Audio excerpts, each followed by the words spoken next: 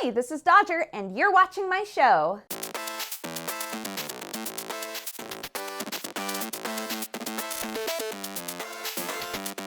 Three, two, one, ready. It is very bright in here right now. I was supposed to film this last night, but my face was turning into like tiny volcanoes. So I figured, you know what, I'll give my face some breathing room, let it try to heal a little bit, and then put on gobs of makeup the next morning.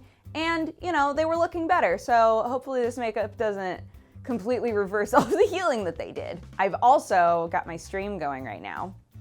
Yeah, I'm multitasking in like maybe the worst possible way. But for our first piece of news, any of you who have stuck with Elder Scrolls Online, you will be delighted to find out that they've announced an expansion that is all about Morrowind. There's a decent number of people that consider Morrowind to be like the best, I don't know, the best nugget of the entire Elder Scrolls universe, right? So a few people have been waiting and hoping that there would be a Morrowind-esque expansion of some sort in the future, because a lot of people who stuck with Elder Scrolls Online actually are claiming that the game has gotten loads better, that it's really, really fun to play, and potentially one of the best MMOs right now, but of course because it had a terrible start, just a really rocky beginning, not many people are giving it the time of day. But yes, the expansion seen here looks awesome, judging by the trailer. There's going to be a new class called the Warden, where you get a big bear companion, which is adorable. If you would like to buy all of it, including this Morrowind expansion, it's going to be like $60, like $59.99. Or if you already have everything else, then this expansion will be $39.99, I think, which sounds kind of steep. Like, it's making it sound like this is going to be most of the game that you're playing, so that's weird. But I mean, again, Morrowind is supposed to be just like filled with all of this rich story and wonderful locales and all kinds of stuff. So, I mean, if you're super into Elder Scrolls Online, then maybe it seems worth it. The expansion will be coming out on June 6th, and then y'all can explore the beautiful island of Ardenfell. As many of you know, a huge problem last year was CSGO gambling. It became a big old thing. A lot of people got in trouble for it. Minors had been gambling for a long time. It was bad. It was like a bad road that a lot of people were going down. But in the last like few months, we haven't really heard anything about it. Like, it's been pretty quiet on the weird skeevy video game front, right? Turns out Valve actually had to put out a little announcement saying, hey, if you moved from CSGO gambling to Team Fortress gambling, please don't. Just don't start this again. Team Fortress has always had the same sort of like crate system where you can open up crates and get like fun hats and all of that sort of stuff. So it was very similar in many ways to CSGO. So apparently a lot of people have been like, well, I mean, that's shut down, but there's always TF2. In the same ways that Valve was like, okay, we're done with all of the CSGO sites. We don't want anything to do with them. They're also distancing themselves from any sites that are doing Team Fortress 2 gambling, being very open about the fact that they think they are very skeevy and not to be trusted and just in a bad way. So good on Valve. I don't get to say that very often, but good on Valve for standing up for, I don't know. But good on Valve for saying the right thing. I know that this is totally off topic, but I love Team Fortress 2 so much. And ever since Overwatch came out, I think a lot of people have just not really bothered with Team Fortress. And it's not like I play Team Fortress and I'm like, wow, this is just such a great polished game, right? That's not the case at all. But I do always wish deep in my heart that they would do something with it, you know, that either TF3 would come out, which it's never going to because Valve is allergic to making third installments of any game, but just some kind of new love poured into Team Fortress that isn't like the competitive mode, right? Because I don't think that was the answer. So like Valve said, and like I said, go and enjoy Team Fortress 2 in a pure, fun-loving way. Don't go to gambling sites because they're sketchy. In super duper sad news, Club Penguin is being shut down. Club Penguin was like, you know, it was like Neopets. It was like a little kid MMO. And there was one rumor that was not true, but actually became true. It was kind of like the developers saying, all right, well, this like weird rumor has gone around for so long that if a bunch of people stand on this specific iceberg and all drill at the same time, that the iceberg will flip, right? It's been a rumor that's been around for years. It's never been done because it wasn't a thing. It wasn't real. But I think because, you know, we're moving on to the last moments of Club Penguin, and it's not like the whole Club Penguin franchise is going to be dead, but this specific iteration of Club Penguin is going to be gone. So in like a really sweet, loving, outstretched hand sort of thing to the people who have stuck with Club Penguin, the iceberg finally flipped. I just thought it was so cute. Just such a good way to like high five all of the younger people who have stuck with the MMO and be like, the iceberg flipped, buddies. When the iceberg flipped, it became like a dance party. There was music playing, everybody got a hat. It was great. And the message there was just very, very sweet and appreciative. And I love that. I love when, I've said this a million times, but I really love when the people who are super invested in the game wind up kind of affecting the game's future, you know, and not in a monetary sense, not in a sense of like, oh, we're keeping the game going and keeping the game afloat, but like they add life and entertainment to the game that the developers notice, and then everything's able to feed off of each other, right? Until the game is exactly what the people who are playing want it to be, and vice versa. The developers are able to work on a game that they really enjoy, and they can tell that their community really enjoys. I think that this is one of those moments where they're like, we're moving on, we're doing the next Club Penguin thing, right? But we gotta do a shout out to all of y'all who have been keeping this rumor alive for so long. Here's a dance party. Together we can build an island, create a community, change the world, and even tip an iceberg. Waddle on.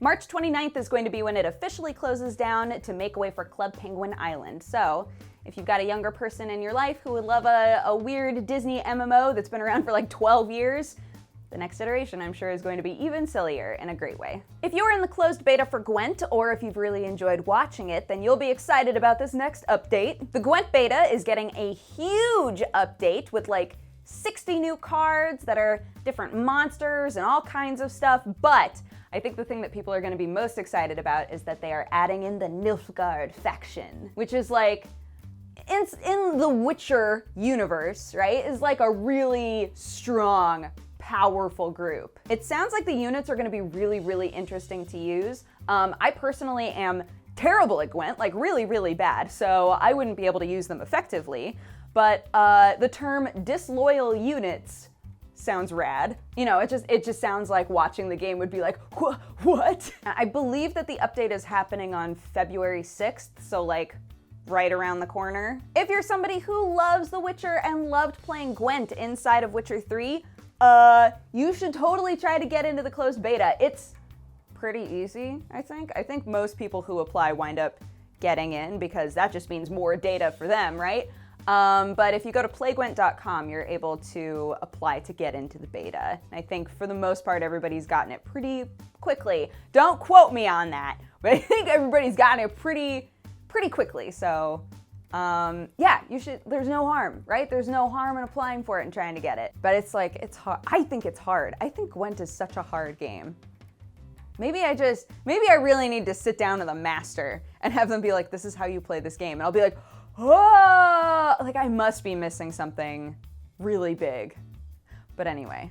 New cards, yeah! Everybody is super into the Fire Emblem Heroes game that just came out. It's basically a mobile version of Fire Emblem where you just like collect characters from all of the different Fire Emblem games, and then you're able to play the more tactics element of it and just do that over and over again. Problem is that Fire Emblem Heroes is a gacha game, which means that you are just as likely to get a 1-star Camilla as you are to get a 5-star Camilla. But Camilla's just, she's pretty. But what's happening now, and is very common with gacha games, is that people are reinstalling the game over and over and over again to try and get the very best characters and the very best stats from the get-go. Because the way that a lot of these games work is that you start off and it's like, all right, well, here's some characters to start you off, right? Or here's some tickets or some currency or whatever you use in order to get new characters. And, you know, you get like 6 of them, whatever, and we'll just see what they are. But it doesn't mean that you're gonna start off with the same 6. It's not like they have a, you know, a starter pack for you. So people are starting up the game, getting all of their characters and being like, I didn't get Camilla, F this. And then they just reinstall the game. And then they reinstall the game again, and they're doing it over and over and over and over again until they get the character that they want, because Fire Emblem fans love specific characters, right? Like they're very attached to their favorite characters. So getting your specific character, hopefully with good stats, because again, you could get your favorite character, but it's terrible, right? So like that whole concept is very, very common in what is called a gacha game.